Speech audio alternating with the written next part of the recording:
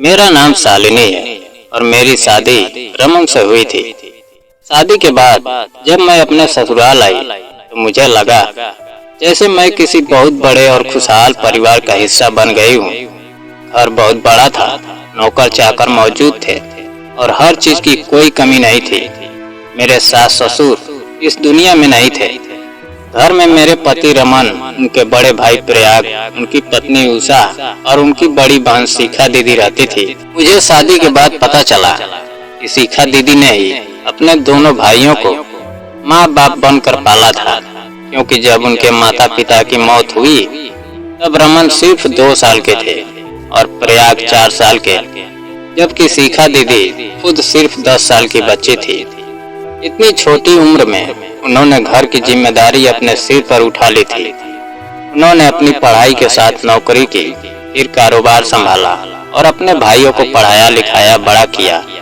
मगर यह सब जानने के बाद भी मुझे सबसे ज्यादा हैरानी इस बात की होती थी, इस घर में सबसे ज्यादा अकेले इंसान वही थी। शुरू में मुझे कुछ समझ नहीं आया, मगर धीरे धीरे मैंने महसूस किया कि मेरे पति और जेठ अपनी बहन से ज्यादा लगाव नहीं रखते थे और मेरी जेठानी उषा तो उनसे जैसे नफरत करती थी। शिखा दीदी दिन रात ऑफिस और फैक्ट्री का काम संभालती थी, मगर कोई उनके साथ बैठकर 2 पल प्यार से बात तक नहीं करता था। मुझे उनसे अजीब हमदर्दी होने लगी। एक दिन मैं उनके कमरे में कॉफी लेकर गई और उनसे पूछा कि उन्होंने शादी क्यों नहीं की। तब उनकी आंखों में आंसू आ गए।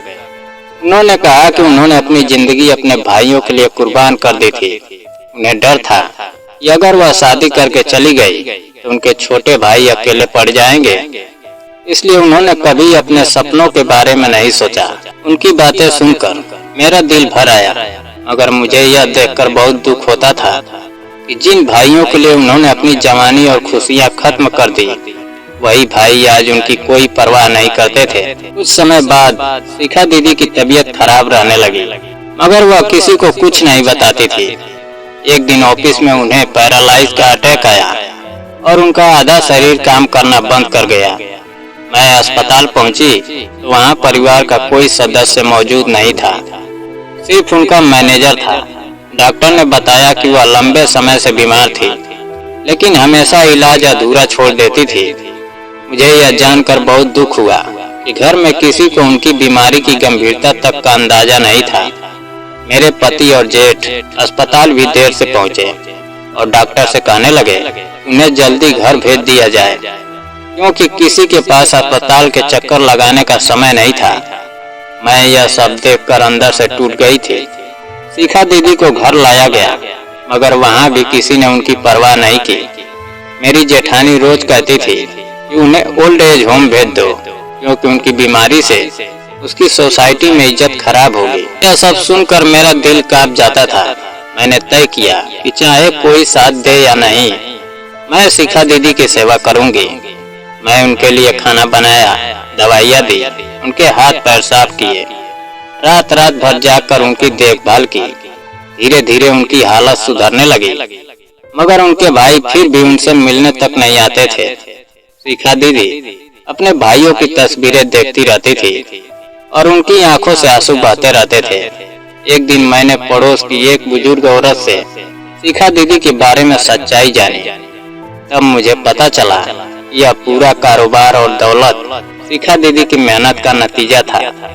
उनके पिता कोई अमीर आदमी नहीं थे, बल्कि मामूली नौकरी करते थे, मगर शिखा दीदी ने मेहनत करके कारोबार इतना बड़ा बनाया कि सब कुछ बदल गया। उन्होंने अपने भाइयों को हर सुख दिया, लेकिन कभी अपनी कुर्बानियों का एहसान नहीं जताया।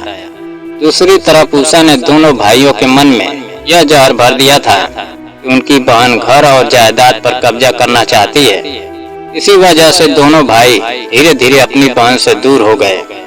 यह सच्चाई जानकर मैं अंदर से कांप गई। मैंने तय किया कि मैं अपने पति को सब सच बताऊंगी, मगर उससे पहले एक ऐसा हादसा हुआ जिसने सब बदल दिया। एक दिन शाम को जब मैं शिखा दीदी के कमरे में दवाई लेकर गई तो वह वहां नहीं थी। पूरा घर तलाश लिया, मगर वह कहीं नहीं मिली। फिर मुझे उनके कमरे में एक चिट्ठी मिली, इसमें लिखा था कि वह हमेशा के लिए ओल्ड एज होम जा रही हैं।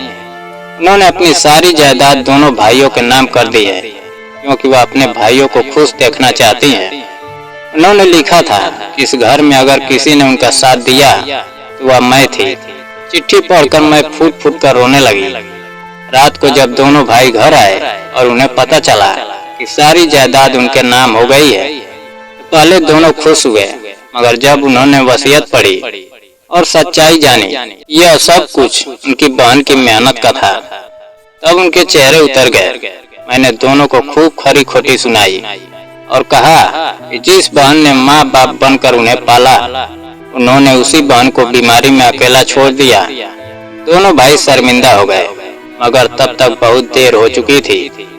बाद में मुझे पता चला कि शिखा दीदी एक ओल्ड एज होम में। मैं वहां पहुंची तो उन्हें अपने पैरों पर खड़ा देखकर मेरी आंखों में खुशी के आंसू आ गए। उन्होंने कहा कि मेरी सेवा और प्यार ने उन्हें ठीक कर दिया, मगर अब वह उस घर में कभी वापस नहीं जाएंगे।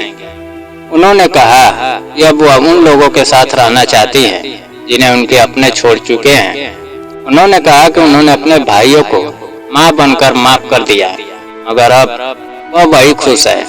मैं वापस घर लौट आई। समय बीतता गया और ऊपर वाले ने सबको उनके कर्मों का फल देना शुरू कर दिया। मेरे पति का एक भयानक एक्सीडेंट हुआ और डॉक्टर ने कहा कि वह कभी पिता नहीं बन सकते। मेरी जेठानी ने अपने पति को छोड़कर किसी अमीर आदमी से शादी कर ली और मेरे जेठ अकेलेपन और नशे में डूब गए। धीरे धीरे मेरे पति को अपनी गलती का एहसास होने लगा। वह हर रोज रोते और अपनी बहन से मिलने की जिद करते। आखिरकार मैं उन्हें शिखा दीदी के पास ले गई।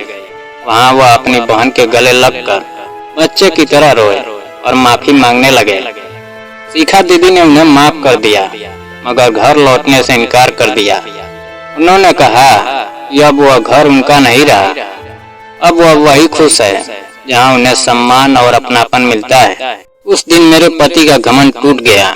उन्हें समझ आ गया कि दौलत से बड़ा रिश्ता होता है। आज दोनों भाई अपनी बहन से मिलने ओल्ड एज होम जाते हैं और हर बार अपनी गलतियों पर शर्मिंदा होते हैं।